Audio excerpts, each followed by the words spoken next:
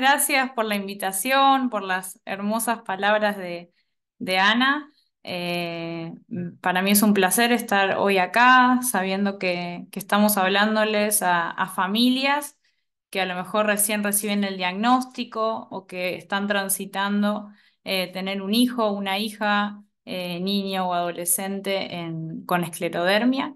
Así que, bueno, voy a iniciar. Se ve. Me acerco bastante a la pantalla porque, como dijo Ana, tengo enfermedad de Stargardt, tengo discapacidad visual y para poder leer el PowerPoint me tengo que acercar mucho y tener elevada la computadora. Bueno, yo voy a hablar de el rol del equipo de salud mental en las familias con pacientes con el esclerodermia infanto-juvenil. Me parece importante comenzar explicando un poco cuál es el impacto del diagnóstico en las familias, porque generalmente estos diagnósticos llegan después de un largo recorrido de que las personas estén yendo de pediatra en pediatra, de médico en médico, sin saber qué es lo que le pasa a sus hijos. Entonces, hay diferentes sentimientos y emociones alrededor de llegar al diagnóstico de precisión. Entonces, muchas familias transitan el alivio de haber llegado a ese diagnóstico y a saber que su hijo o hija tiene esclerodermia y que ese alivio también lleva a pensar en cómo va a ser el pronóstico de esta enfermedad, aceptar que es una patología crónica que va a acompañar a sus hijos a lo largo de toda su vida. Entonces, se genera también un sentimiento de culpa. Y respecto a la culpa, les quiero decir que, bueno, para preparar la charla, estuve escuchando diferentes pediatras que hablaban de la patología. Me gustó mucho una de ellas que dijo, tienen que saber que esto no se podía evitar, que no es que ustedes hicieron algo malo para que la enfermedad apareciera en la vida de sus hijos, sino que es el azar muchas veces de la vida. Esto es una patología autoinmune, pero también pasa con las enfermedades genéticas.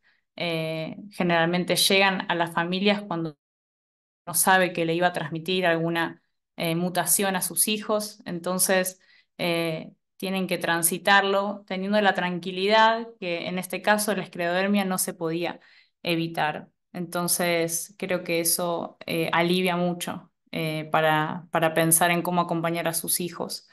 Después, bueno, hay sentimientos de determinación, de decir, bueno, llegó esto para quedarse en nuestras vidas y tenemos que hacer todo lo mejor para que nuestro hijo, nuestra hija pueda tener el mejor tránsito en la vida que se le pueda ofrecer. La resiliencia, hay muchas personas que a partir de eso empiezan a dedicarle su vida a trabajar en mejorar la calidad de vida de personas que tienen este tipo de patologías y también hay fases diferentes que se van transitando, ¿no? Porque es muy fluctuante lo que se va sintiendo, porque sus hijos van creciendo, no es lo mismo un niño que un adolescente, y a veces empieza la desesperación, ¿no? De poder encontrar ese tratamiento, esa cura, esa droga que estabilice el proceso de este tipo de patologías.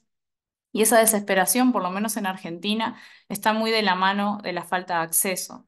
Nosotros estamos transitando una situación en la que los médicos prescriben las drogas, se llega al diagnóstico de precisión, pero después la cobertura de salud, la obra social, la prepaga o el Ministerio de Salud no logran entregar los medicamentos en tiempo y en forma. Entonces ahí llega este otro camino de la desesperación, de la frustración cómo le transmitís a un niño chiquito que no se le está dando su medicamento, ¿no? Y la angustia que trae en la familia toda esta situación. Y después otra cosa que impacta en las familias, en la esclerodermia y también en la gran mayoría de las enfermedades poco frecuentes, es la reestructuración familiar.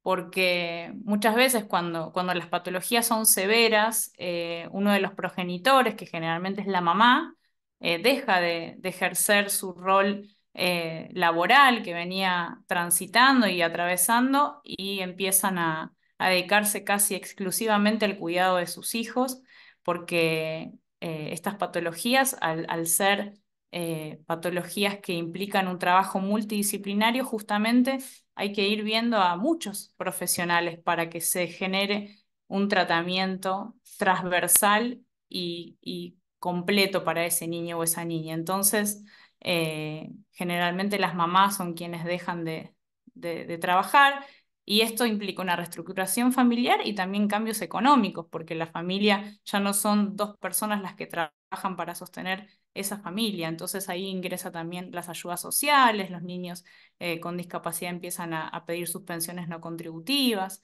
Y esto realmente afecta mucho porque cuando generalmente uno planifica una familia, no piensa que va a tener a una persona con discapacidad y no es algo esperable ni deseable, pero pasa y hay que empezar a pensar de qué forma se va a ayudar a esa familia para que los daños no sean tan causantes de tantas crisis, ¿no?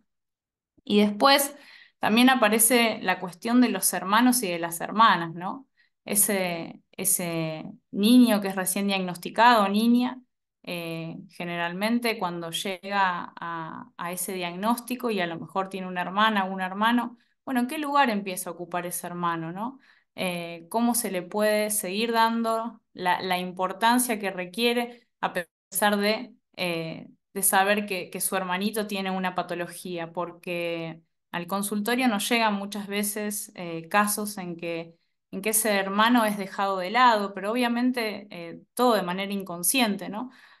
Porque se lo sobreprotege al niño que tiene la patología y el otro hermanito es como si empezara a no tener el protagonismo que necesitara. Entonces, creo que es importante que si ustedes son papás y mamás de niños con esclerodermia y sus hermanos no tienen la patología, puedan hacer una integración y muchas veces esos hermanos se transforman en cuidadores de sus hermanos.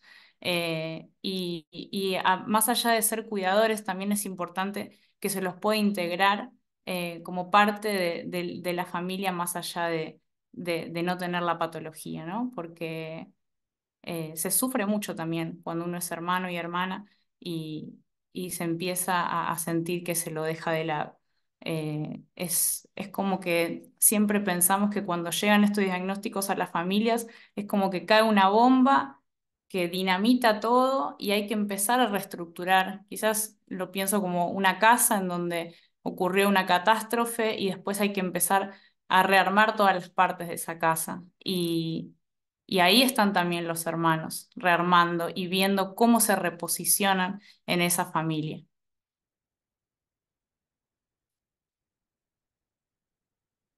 Bueno, cambios en la vida diaria, lo dijimos recién, eh, los niños empiezan a tener una agenda muy diferente y a tener que a veces faltar a la escuela, a tener que pedir permisos, a no poder participar socialmente de todas las actividades que venían haciendo porque tienen que justamente asistir a los controles médicos. Después tienen, obviamente se someten a los pacientes a tratamientos. Recién la doctora mencionaba el tema de ingerir corticoides, que muchas veces generan cambios en la apariencia física de las personas. Entonces, todos esos son cambios que los niños tienen que ir internalizando, ¿no? Los dolores, la fatiga, los cambios en su piel, incorporar nuevos hábitos alimenticios. Y acá nuevamente aparece el rol del equipo multidisciplinario, ¿no? Todo esto que mencionamos antes no es que lo va a determinar únicamente el reumatólogo.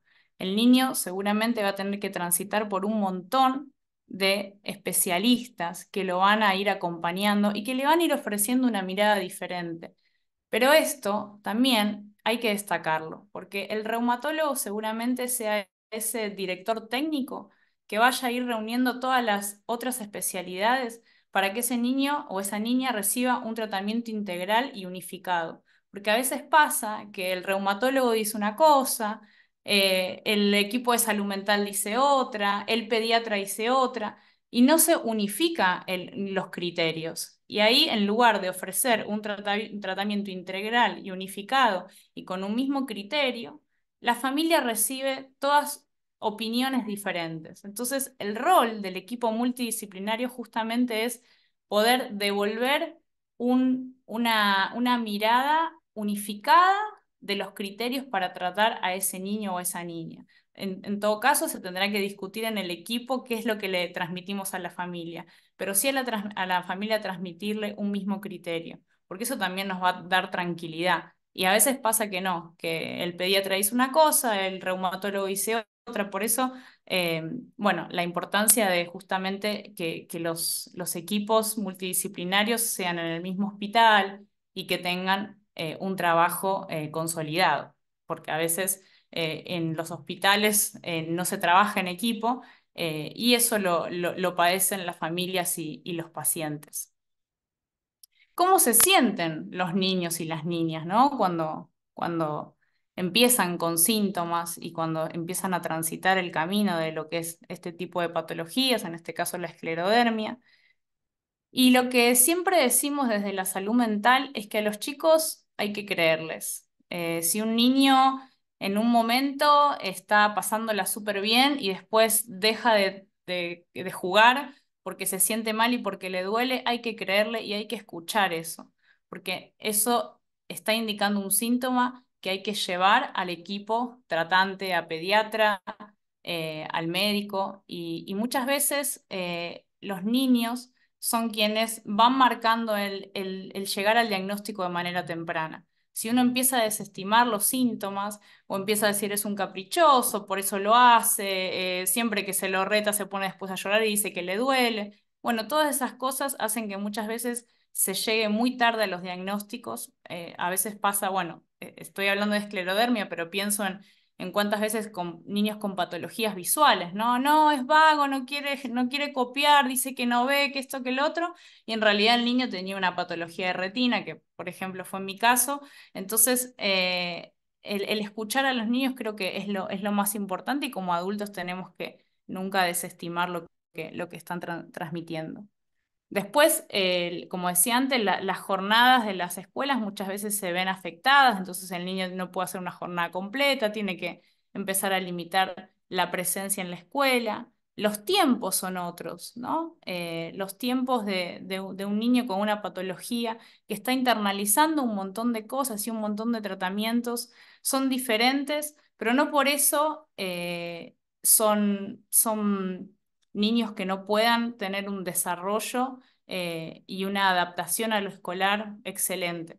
Realmente, si se le da las herramientas necesarias y se les dan las oportunidades, un niño puede desarrollar una escolaridad totalmente normal y puede socializar también muy bien. El tema es qué posición tenemos los adultos frente a la integración de esos niños en las escuelas y en los espacios de socialización. Eh, bueno, también hay que anticiparle a los chicos. Cuando los equipos multidisciplinarios le ofrecen el diagnóstico, bueno, finalmente ya sabemos lo que tenés, hay que empezar a anticipar cómo va a ser, cómo van a ser los tratamientos, cada cuánto van a tener que ir al médico, siempre hacer protagonista al niño o a la niña o al adolescente de las consultas médicas, porque en esa anticipación se le da el protagonismo que requiere el nene para apropiarse de su patología, porque finalmente es quien tiene la enfermedad. Obviamente, ofrecerle la posibilidad de poner en palabras lo que les pasa, ahí ya con el trabajo del equipo de salud mental, que los niños puedan hablar de lo que sienten, de la bronca o de la frustración que les genera tener una patología, porque así como los adultos transitan patologías y empiezan a pensar en todo lo que perdieron o todo lo que van a perder, los niños también tienen esos miedos, tienen esos temores.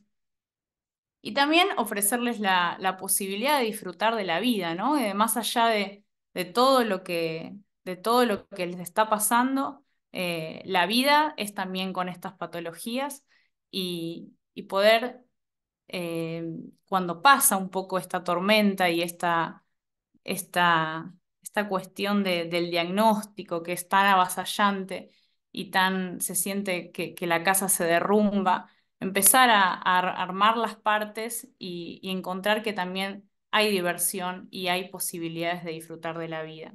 Y algo de beneficioso que tiene quizás el hecho de que las patologías aparezcan en la infancia o en la adolescencia es que los chicos naturalizan mucho más su vida cuando ya desde chiquititos tuvieron que ir a los médicos, recibir tratamientos. Es casi que no tienen ese momento anterior en donde la vida no tenía este tipo de agenda y de transitar tanto los hospitales y demás.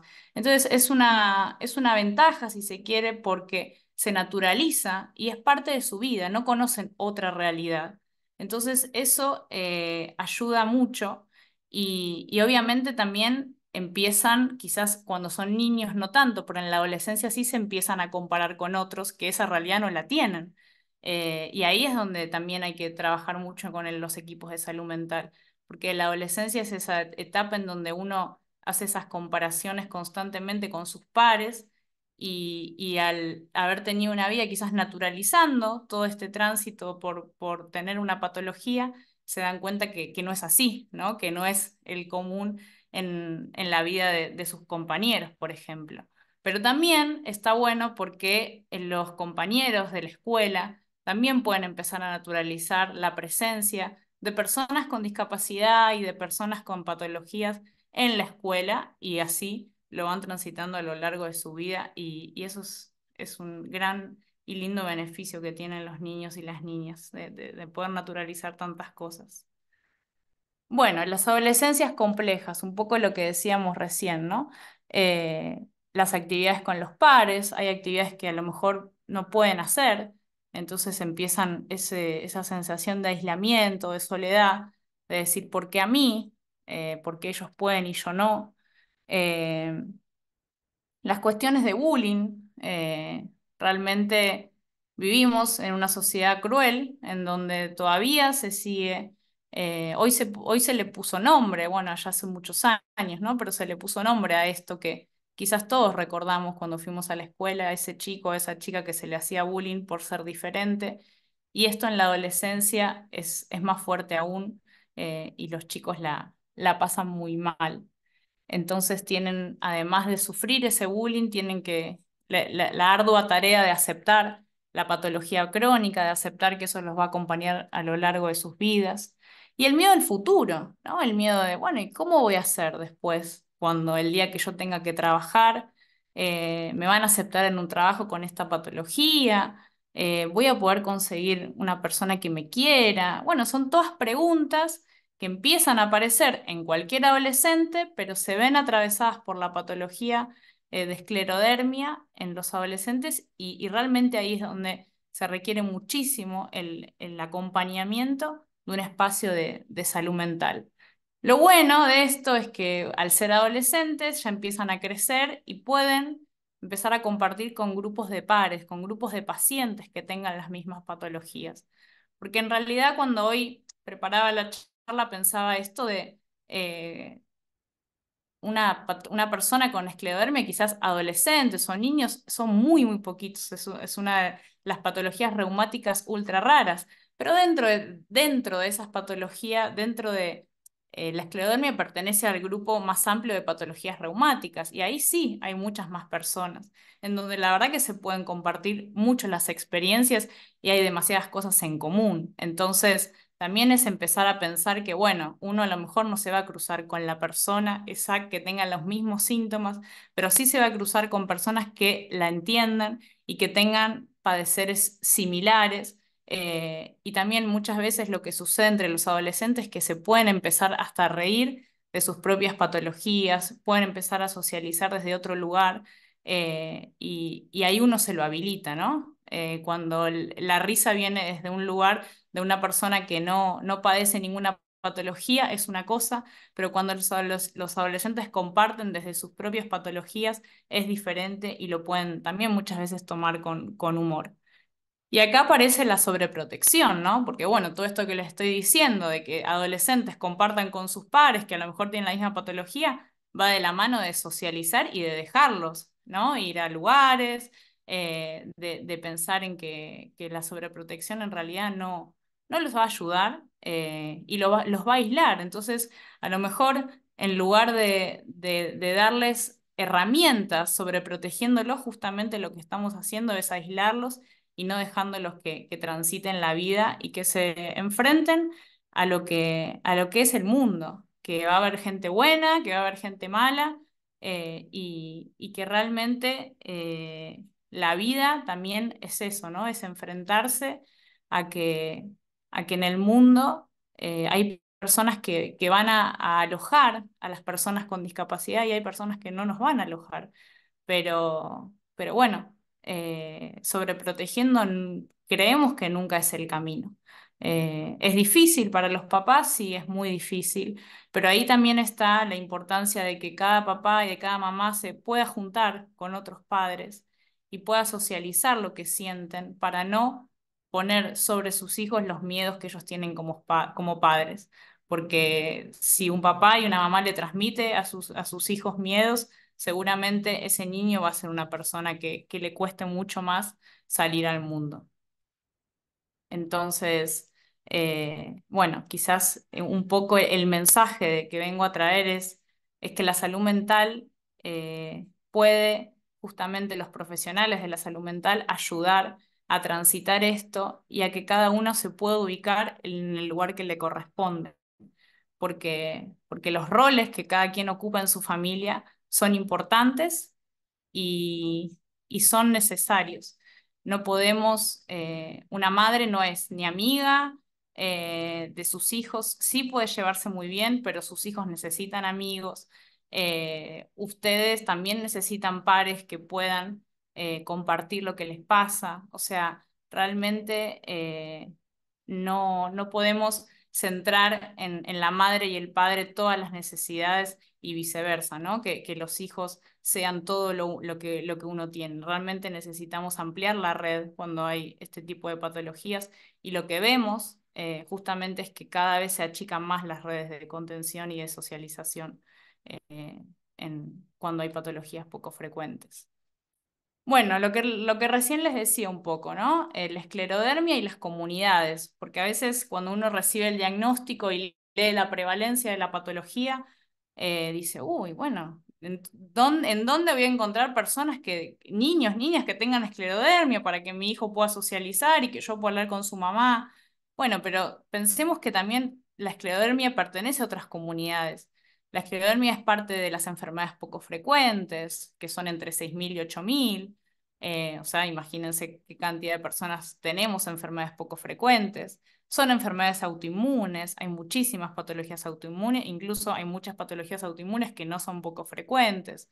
Es una enfermedad reumática, es una enfermedad crónica. O sea, tenemos que pensar que pertenecemos a un montón de otras comunidades, a un montón de otras banderas, incluso personas con discapacidad, ¿no? Digo, una persona con esclerodermia seguramente puede tramitar su certificado de discapacidad, al menos acá en Argentina, y ya ahí perteneces a una comunidad. Entonces, perteneces a un montón de comunidades y eso nos hace pensar en que en realidad no estamos solos y que somos muchos los que padecemos este tipo de situaciones. Y bueno, y para ir quizás concluyendo un poco la tarea del equipo de salud mental, ¿no? Yo creo que nosotros, al menos desde mi mirada psicoanalítica, nosotros desde cuando se presenta un paciente, una familia, al consultorio, tratamos de ubicar en la historia de esa persona este diagnóstico. O sea, porque la vida va transcurriendo, el diagnóstico irrumpe en la vida, cambia el rumbo, realmente cambia mucho ese rumbo, pero lo que ayuda al equipo de salud mental justamente es a organizar las partes y a historizar cómo ese diagnóstico impactó en la vida en particular de esa familia, de esa persona, en qué lugar transcurrió, en qué momento histórico, porque a veces uno a partir de eso le puede dar un montón de significados a ese diagnóstico. Justamente es con los niños, es construir la explicación que ese niño le va a dar a su compañerito de escuela de qué es lo que tiene. Porque el niño sale del consultorio, se le dice, tenés esclerodermia, pero bueno, ¿cómo hacemos para que ese niño cuando se encuentra en el recreo con un compañerito pueda explicarle lo que tiene? Bueno, eso lo hace el equipo de salud mental y obviamente en el mejor de los casos también el pediatra, también el reumatólogo, pero ahí se construye de qué manera ese niño va a ofrecer el discurso de qué es lo que le pasa. Después, también fortalecer que ese niño o esa niña o ese adolescente o esa familia es más allá de ese diagnóstico, ¿no? A veces es como que la realidad de una familia se tiñe de somos esto, ¿no? El niño somos la familia que tiene esclerodermia y se deja de transitar y de vivir otras cosas que venían haciendo bien y que les gustaba disfrutar, ¿no? Justamente. Entonces, el trabajo con el equipo de salud mental es ayudar a que ese diagnóstico sea algo más de la vida de esa persona, ¿no? Y después lo que sucede es que quizás desde la mirada médica, desde la comunidad médica, lo que ofrece es un universal. Usted tiene diagnóstico de esclerodermia. Ese es el universal en donde se van a decir todos los síntomas que puedes tener, cómo va a ser el pronóstico, qué tratamientos vas a poder ir recibiendo. También es lo que pasa, ¿no? A veces desde el universal se prueban tratamientos que después no son eficaces para esa persona en particular. Entonces, desde el equipo de salud mental, lo que hacemos es, desde ese universal, bajarlo a lo particular de cada persona. O sea, de ese gran, todos van a tener estos síntomas, a qué síntomas vas a tener vos y cómo va a impactar esa patología en particular en tu caso, en tu singularidad y en tu propia subjetividad. Y eso es un poco, creo que lo más atractivo de poder transitar una terapia con una psicóloga, con un psicólogo, poder destacar en qué te diferencias del resto del mundo, ¿no? Más allá de que perteneces a un montón de comunidades y que tenés, en este caso, esclerodermia, pero esa esclerodermia no va a determinar tu vida y tampoco vas a tener quizás todos, ni siquiera todos los síntomas que mencionan que vas a tener porque vos sos una persona única, singular y particular, y la idea es justamente eso, ¿no? Nosotros en Alapa tenemos un centro de salud mental que es virtual y gratuito. Al principio atendimos a muchas personas de Latinoamérica, así que si alguno de ustedes está escuchando la charla y se da cuenta que requiere un acompañamiento, podemos hacer las admisiones. Hay mucha demanda, pero bueno, lo podemos tomar. Y justamente la idea, como es un centro de salud mental virtual, es atender a personas de 13 años en adelante. O sea, no atendemos niños ni niñas porque creemos que éticamente un niño necesita la presencialidad del consultorio, pero sí a partir de 13 años. Entonces, si tienen hijos adolescentes que estén transitando la patología y que requieran un acompañamiento, también se pueden pasar la información y nosotros poder atenderlos. Muchísimas gracias.